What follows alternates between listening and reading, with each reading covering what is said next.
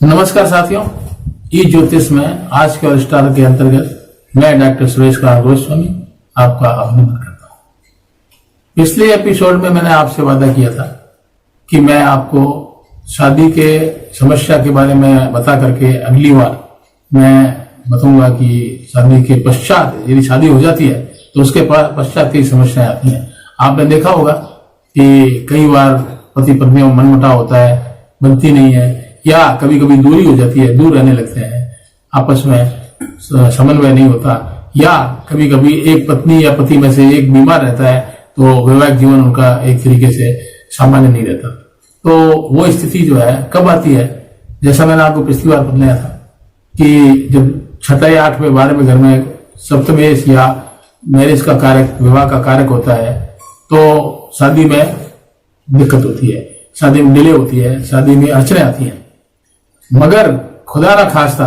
यदि उस समय गोचर बढ़िया हो और किसी तरह से शादी हो ही जाती है तो आप ये मत समझ लेना कि आहा शादी हो गई अब तो हम फ्री है। नहीं, यदि प्लेनेट की पोजीशन गलत है, अच्छी नहीं है, तो शादी के बाद वो परेशानी शादी से पहले होने के बजाय शादी के पश्चात होने लगेगी। अर्थात आपस में नहीं बनना, मन मुटाव होना, एक दूसरे के विचार करने का, एक का बीमार होना या दूर रहना। अब दूर रहने के कई कारण हो सकते हैं, जैसे एक तो लड़ झगड़ के भी दूर हो सकते हैं, एक नौकरी कारण दूर हो सकते हैं, एक कुछ और अन्य परिस्थितियां हैं कि पत्नी को अपने पीहर में मान लो कोई समस्या होती है, उसके लिए उसको ज्यादा आना जाना पड़ता है, वो भी एक मानवता के नाते जरूरी होता है भेजना। तो ऐसी स्थिति में भी वो अलगाव और दूरी, हम अलगाव नहीं कह सकते मगर दूरी पति से पत्नी की हो जाती है। अतः आज मैं इस विषय में आपको बतलाऊंगा। देखिए, यदि छठे घर में सप्तमेश हो तो इसका मतलब यह है कि आपस में मनमुटाव, घोर विचार भिन्नता होगी और एक दूसरे से विचारों की दूरी रहेगी। भले ही वो साथ साथ रहे, एक साथ रहते हुए भी एक दूसरे को पसंद नहीं करेंगे, एक दूसरे की बात को काटेंगे और एक दूसरे से समन्वय नहीं रहेगा। अर्थात आपस में दुश्मन जैसा व्यवहार करेंगे, माना कि एक घर में रह रहे हैं, एक साथ रह रहे हैं। लोगों के बाहर की जनता ये समझती है कि दोनों में सामंजस्य है, मगर नहीं, अंदर हालत ये होती है कि आपस में नहीं बनती है। अब यदि छठे घर में सप्तमेश होता है तो इसका अर्थ ये भी हुआ कि दोनों में से, अर्थात विशेष रूप से वो जिसकी कुंडली में कारक है, यानी यदि आदमी के सप्तमेश छठे घर में होगा, इसका मतलब उसकी पत्नी जो है वो रुग्ण रहेगी, बीमार रहेगी। यदि पत्नी के घर में सातवें घर में पति छठे घर में यदि सप्तमेश हो तो पति बीमार और रुग्ण रहता है। तो दोनों छठे घर में होने के दो कारण होते हैं, या दो इसके फल होते हैं, निर्णय होते हैं, या तो आपस में बनेगी नहीं, विचार भिन्नता, घोर विचार भिन्नता रहेगी, या फिर एक दूसरे में से एक को बीमार रहेगा और इस प्रकार से वैवाहिक जीवन जो है वो सफल ना होकर के दुख भरा हो जाएगा। इसके अलावा यदि सप्तमेश अष्टम घर में हो, जन्म पत्री के अष्टम में घर में हो,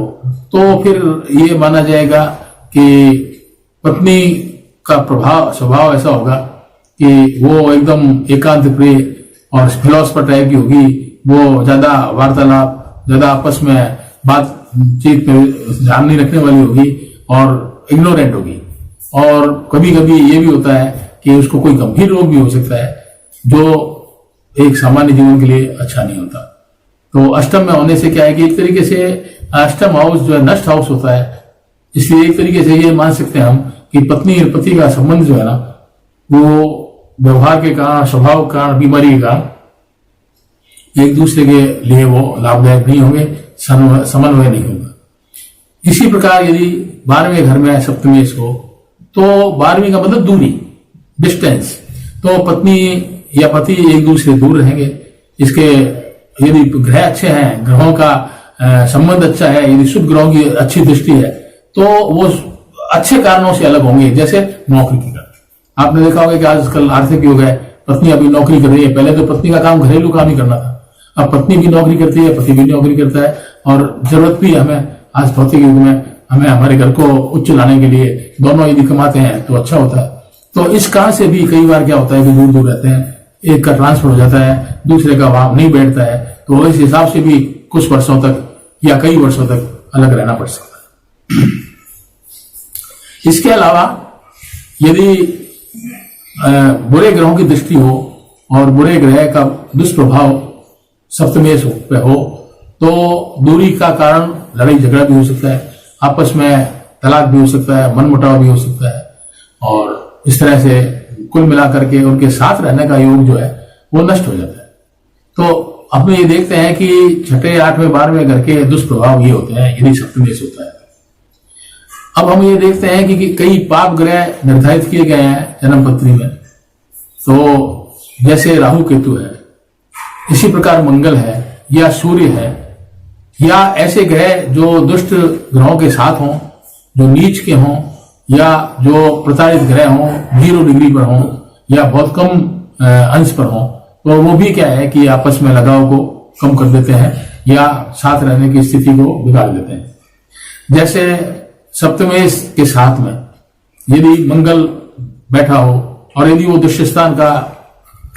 लॉर्ड होकर के भी बैठा हो, तो फिर क्या है कि घोर उग्रता रहती है, दोनों इतने उग्र रहते हैं पति और पत्नी कि छोटी छोटी बातों में उनके झगड़ा हो जाता है और कई बार हाथापाई भी करने की नौबत आ जाती है। इसलिए क्योंकि मंगल ग्रह उग्र है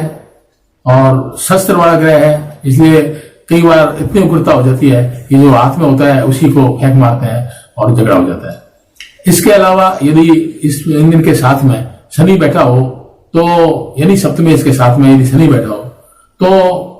ये होता है कि अलगाववादी होता है, वो बिल्कुल कोल्ड होती है लड़की, वो बहुत ज्यादा मतलब बातचीत नहीं करती, एकांत प्रिय होती है, अलग थलग रहने की आदी रहती है, वो किसी महफिल या किसी फंक्शन में भी जाने की उसकी इच्छा नहीं होती है। यदि कहीं फंक्शन में जाना होता है तो निराश होकर कहते थे आप जाइए, मेरा तो मूड नहीं है, इस तरह की स्थिति बन जाती है। तो ऐसी स्थिति में भी क्या है कि वो आदमी परेशान होता है, वहां देखता है फंक्शन में सबकी पत्नियां आई हुई हैं लेकिन वो अकेला गया हुआ है, पत्नी की होते हुए भी वो इसलिए कि वो एकांत प्रिय होती है, वो भीड़ भड़का पसंद नहीं करती, वो चिड़चिड़े स्वभाव की होती है, तो ये शनि के प्रभाव रहते हैं। यदि राहु केतु होते हैं तो फिर तो बहुत अधिक अलगाव होता है, इसमें एकांतता भी आ गई और उग्रता भी आ गई, दोनों का बुरा असर होता है। तो हमने ये देखा कि दुष्ट स्थान पर यदि जो 6, 8, 12वां होता है और दुष्ट ग्रह यदि साथ में हो तो ये स्थिति बनती है। तो मेरा कहने का मतलब ये है कि शादी के बाद यदि हो भी जाती है खुदा न खास्ता 6, 8, 12वें होने से, यानी प्रारंभ में अड़चन नहीं आती है, तो विवाह के पश्चात यही स्थिति जो है बड़ी दुखदायी हो जाती है। तो 12वें घर में होने से उसे दूर रहना पड़ता है। यदि पाप ग्रह साथ होते हैं तो फिर क्या है कि वो डाइवर्स द्वारा भी या वैसे भी एक दूसरे से अलग रहना शुरू कर देते हैं। तो इस तरह से हमने देखा कि ग्रह अपना रिजल्ट जरूर देते हैं, फल जरूर देते हैं, भले ही वो मतलब क्या है कि पहले दें या बाद में दें। इसलिए कई बार मैं कहता हूं कि भाई यदि शुरू में ही समस्या आ जाए तो ज्यादा बढ़िया है, बजाय कि पूरी गृहस्थ लाइफ खराब हो जाए बाद में ये स्थितियां है वो अच्छा नहीं है। तो मतलब ये हुआ कि हमें बिल्कुल सावधान रहना चाहिए और ऐसी स्थिति में यदि विवाह हो भी जाए तो हमें निश्चित नहीं हो जाना चाहिए कि चलो विवाह हो गया, अड़चन समाप्त हो गई, नहीं, हमें उसका उपचार विवाह के बाद भी कर लेना बहुत आवश्यक होता है। कई बार क्या होता है कि राहु केतु का साथ होना है, तो राहु जो है ज्योतिष में सर्प का कारक होता है, एक्सीडेंट का कारक होता है। तो यदि सप्तमेश के साथ राहु और केतु का प्रभाव हो तो कई बार ये होता है कि पार्टनर को एक्सीडेंट द्वारा नुकसान हो जाता है, उसके लग जाती है, चोट आ जाती है और पत्नी को उसकी सेवा शुश्रूषा में समय लगाना पड़ता है। इस तरह से ये जितने भी पाप ग्रह हैं वो किसी न किसी कारण से परेशान करते हैं। अब सूर्य जो है बहुत श्रेष्ठ ग्रह है, ऊर्जावान ग्रह है, मगर यदि वो भी सप्तम में होता है तो वो अलगाववादी भी है, यानी गर्म चीज अंगारा यदि कहीं रख दिया जाता है तो उस स्थान को खराब ही करता है। इसी प्रकार जो सूर्य है यदि सप्तम में होता है तो हमारे गृहस्थ जीवन को वो खराब कर देता है, गृहस्थ जीवन सुखमय नहीं रहता, कोई न कोई उग्रता बनी रहती है,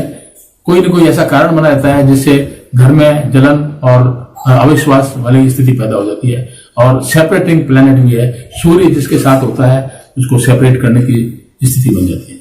तो हम ये देखते हैं कि ये सारे ग्रह, बल्कि कई बार तो क्या होता है कि जो शुभ ग्रह भी हैं यदि ये पाप ग्रहों के साथ होते हैं या नीच राशि में होते हैं तो भी इनका प्रभाव पड़ता है। जैसे बुध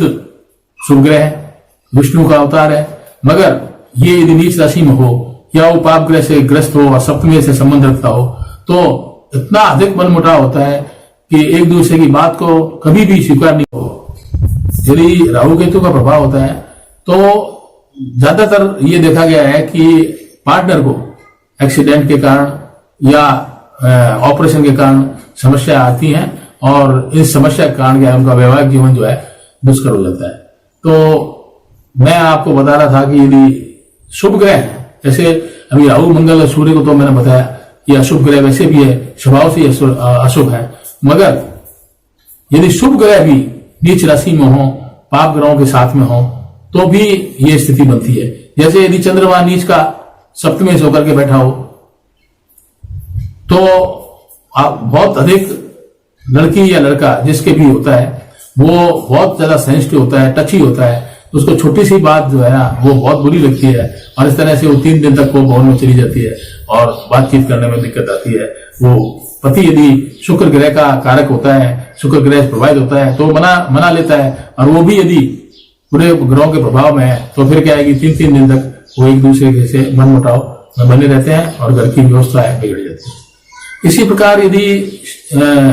बुध हो तो घोर शकी स्वभाव बन जाता है पार्टनर का और वो बात पे शक करती है। यदि किसी से बात भी कर ली तो आपने इससे बात क्यों की, आपने आधे घंटे से ज्यादा बात क्यों करी, आप इसके साथ ज्यादा लगाव क्यों रखते हैं, इस तरह की बातें जो है ना कुछ बातों में आपस में झगड़ा हो जाता है। यदि शुक्र खराब होकर के सप्तमी के साथ में होता है तो फिर उसको क्या है कि ये भी एक खतरा होता है कि अतिरिक्त विवाह के अतिरिक्त भी जो पार्टनर है वो संबंध बनाने की कोशिश रखता है या उसका इच्छुक रहता है। इसलिए सारी स्थितियां जो हैं वो भी वैवाहिक जीवन में नुकसान पहुंचाती हैं। यदि इन स्थितियों को हम मिटा नहीं सकते लेकिन इनका उपचार हम जरूर कर सकते हैं। तो साथियों, मैंने अभी बतलाया कि ये किस तरह से नुकसान पहुंचाती हैं, मगर हर चीज का निवारण भी है। यदि कोई समस्या है तो उसका निवारण भी है। तो ज्योतिषीय निवारण इसका क्या होगा इसको मैं अगले एपिसोड में बताऊंगा आपको कि मैं इसको हम निवारण करके किस तरीके से इसका निवारण करके और हम जीवन को सामान्य बना सकते हैं। फॉर एग्जाम्पल नग है, दान दक्षिणा है, पूजा पाठ है, स्तुति है, ये काम जो है अगले एपिसोड में इसके बारे में जानकारी दूंगा। Please like and subscribe our channel eJyotish Ask Your Stars by Dr. Suresh Kumar Goswami and press bell icon to get notification. Thank you.